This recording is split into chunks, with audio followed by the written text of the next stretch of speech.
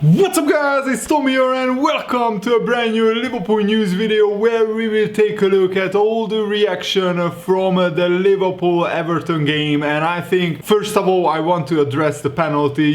Klopp came out after the match, said it was never a penalty and the referee only took 1 second to take a look at the VAR monitor, and he said that many people told him that it wasn't a penalty. Basically everybody that Klopp spoke to said it wasn't a penalty, and he also thinks it wasn't a penalty. And the fact that the referee barely glanced at the VAR screen before sticking with his controversial call, it says it all. Graham Souness after the game said that the English referees just make it up as they go along and they are just not very good. And he had a very good point, Graham Souness, that at the last World Cup, how many English referees did England have at the World Cup? Zero, none, nada, zilch. That's how good the English referees are. They are awful. They are absolutely awful. And Klopp said this about the penalty. I think it's unfair to ask me if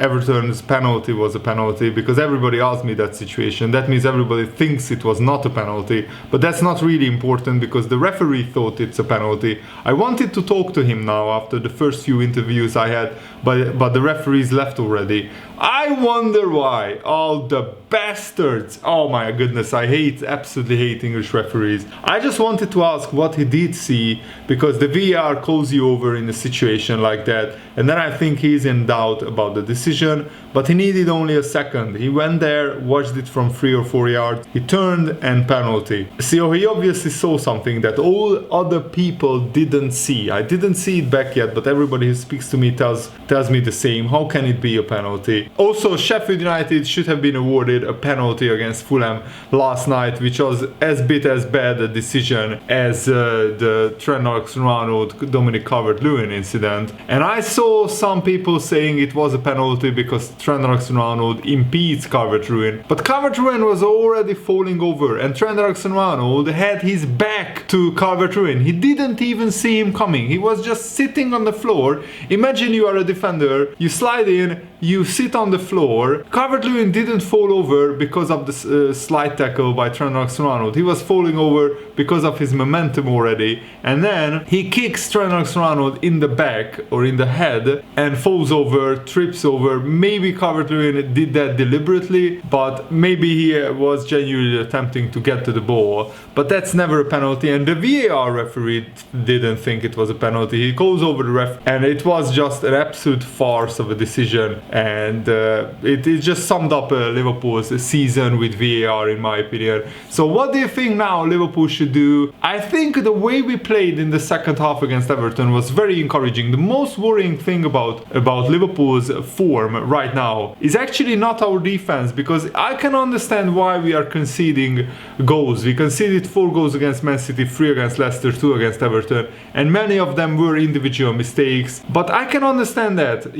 because of how many defenders we have out injured. What I can't understand is how can Liverpool only score 1 goal in 5 games, and that was a penalty against Manchester City. So we don't score from open play since like the West Brom game, I think. So that's 5 home games in a row where we only scored 1 penalty goal, and that's it. And that's inexcusable. You can't excuse that with the fact that we have so many injuries, because we still created 7 or 8 clear-cut chances since that West Brom game, and we scored 0 of them. And it's very worrying that Mane and Firmino, their goals have absolutely dried up this season. Yes, Mane has 11 goals, but most of those goals came in the first half of the season.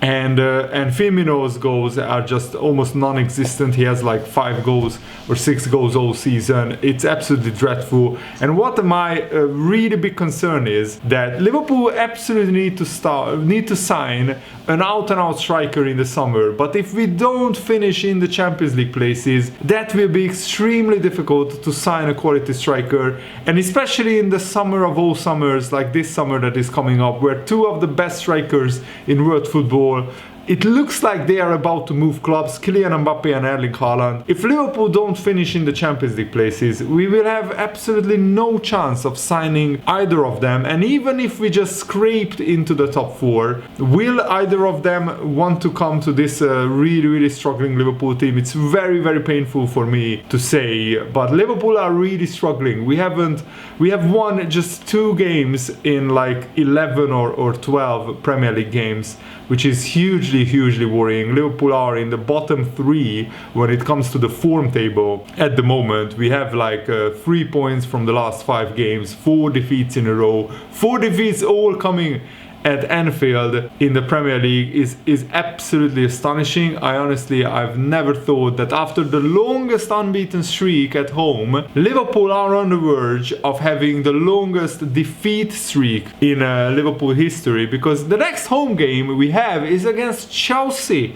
And if we lose to Chelsea, which on this form, Chelsea are a better team than Liverpool right now, if we lose to Chelsea, 5 home league defeats in a row, that never happened in Liverpool's history. And this club was founded in 1892 and it has never happened, this losing streak. Also, Jurgen Klopp said that Jordan Henderson suffered a groin adductor injury and nobody in the medical department was positive about it. It doesn't look good, but we have to wait, of course, for the scan, which will be made on a Sunday, so today, and hopefully that comes back as not that serious, but it's very worrying. Jordan Henderson could be out for months, and this is now very worrying times.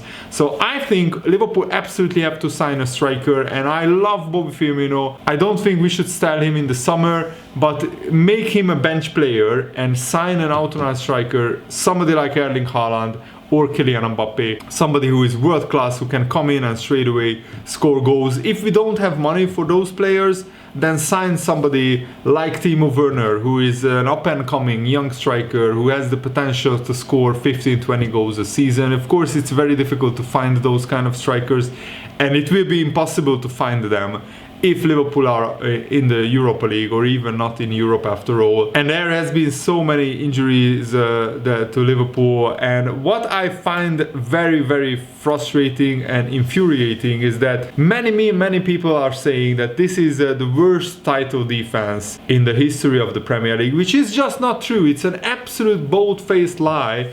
And it does my head in, because Chelsea finished in like 10th place when they were champions back in like a few years ago. Also, Man City, at this point, just last season, they were 25 points behind Liverpool.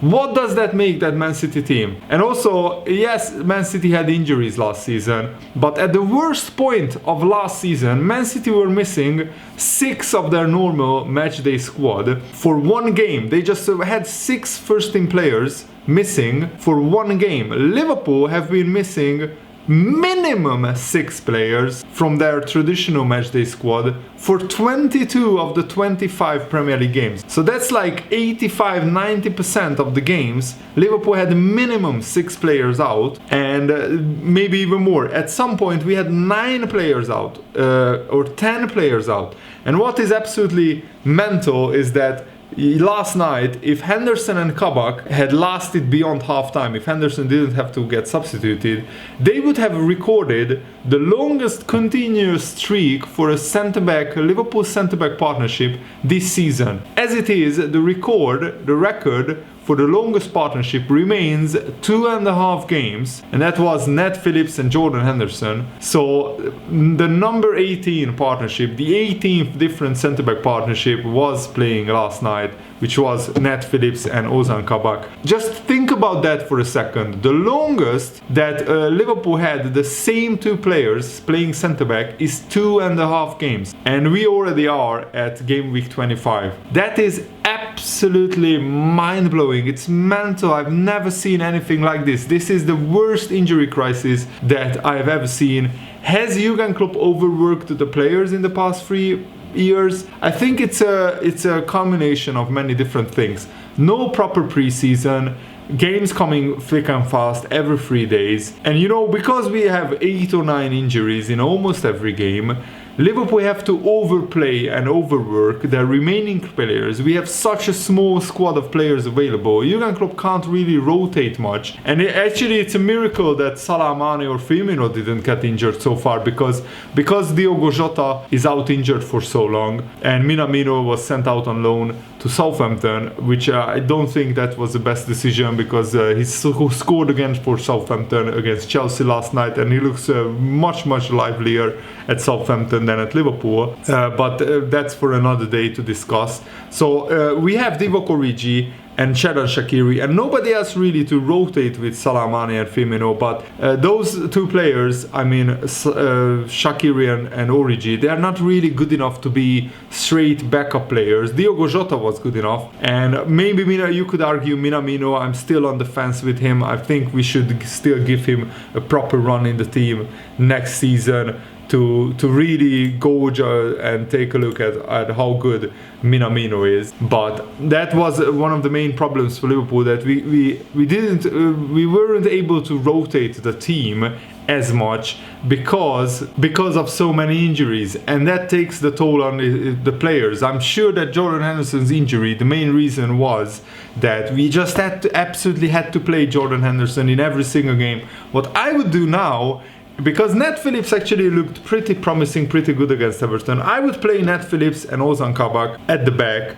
When Fabinho comes back, put him in midfield, because last night when Jordan Henderson played in midfield for like 3 minutes, Liverpool looked so much better in those 3 minutes. We very badly miss Henderson and Fabinho from midfield. It's pretty obvious, and also it affects the chance creation, but we still created good chances. What on earth happened to the finishing of Mane and Bobby Firmino? That's, I think, the biggest question, because Liverpool were conceding goals before Alisson and Fabinho and Virgil van Dijk was signed, but Liverpool were a fun team to watch. We were scoring goals for fun and conceding goals for fun, and it was a wild ride under the first few years of Jurgen Klopp's tenure. Where has the goals went? They just dried up, and nobody is scoring regularly in this team right now apart from Mo Salah, and that is a huge worry.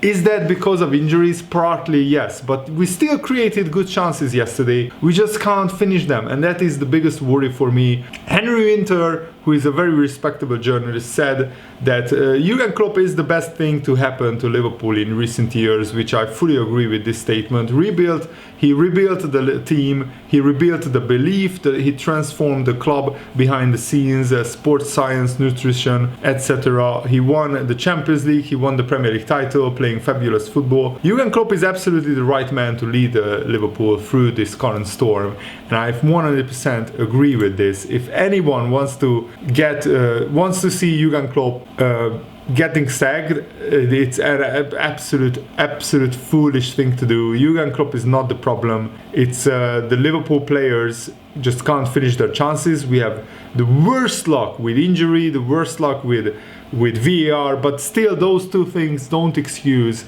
Liverpool not scoring their chances.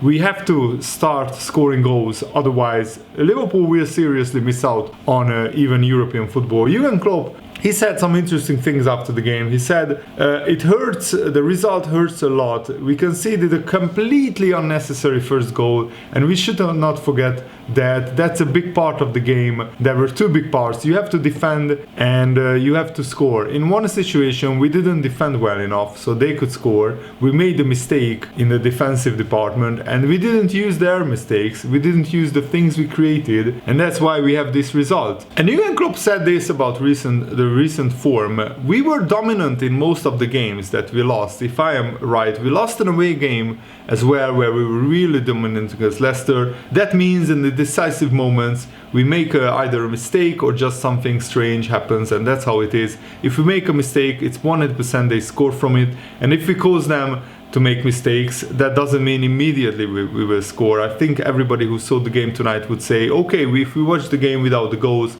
how can that happen? But it happened, and not the first time, so we are really critical with ourselves there. How I said the first goal was our mistake, and we don't finish the situations off. It's about us as well. It's not who we can criticize for that. It's clear that we know that. I already said it in other interviews. I don't like to talk tonight about the good parts of the game, because we lost the game, we lost the derby. But from tomorrow on, we have to use that again. That's how it is. But because we cannot change the situation by playing bad, that's not possible. In decisive moments, we have to improve.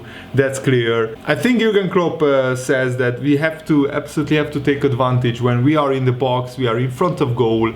We have to finish our chances. Otherwise, it's a cycle. The more chances we miss, the more confidence the Liverpool players lose, and the harder it will be to recover from that. And Jurgen Klopp was asked, how are the players handling this very tough period? We had some problems, you know them. And again, if you saw an attribute problem today on the pitch, for example, then you journalists have to write it. If you didn't see that, then you cannot write it. We have to play, but we have to force it as well. That's how it is. In the decisive moments, we have to be calmer. That's how it is, like in the finishing situations. And I don't mean now the headers from Sadio, which were really tricky with the circumstances we had tonight, or the chance from Mo Salah, where it was super play from Shaqiri and Trent when Mo Salah is alone, and that's then really difficult because Pickford is in front of him, short distance. But we had other situations where we had really good finishing opportunities, and we didn't finish the situations off. So the only way I know is to try it again and again and again, and I don't see any relation to the last 3 years. That we were champions last year,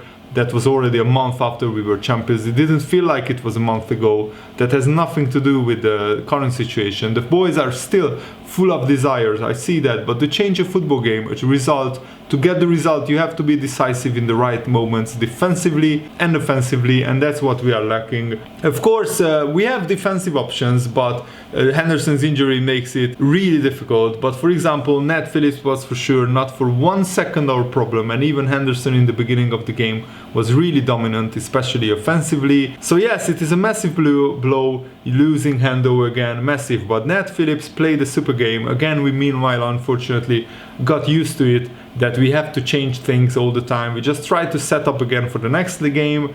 As long as we have 11 players, we will do that. Oh my goodness, that must be so painful for Jurgen Klopp to say, because almost every time that Liverpool have an injury now, it's a defensive injury. Even Wijnaldum said that this is a new situation we are in right now. In the previous seasons, when we created so many chances, we always scored a goal. We know we are in a period where we create a lot of chances but don't score the goal. It's frustrating, especially when you are on the pitch and you are playing, but we should just keep the confidence and just do what we are doing right now, because one time it will turn and we will score the goals again. Many Liverpool fans took offense to this sentence, that we should keep doing what we are doing and it will turn.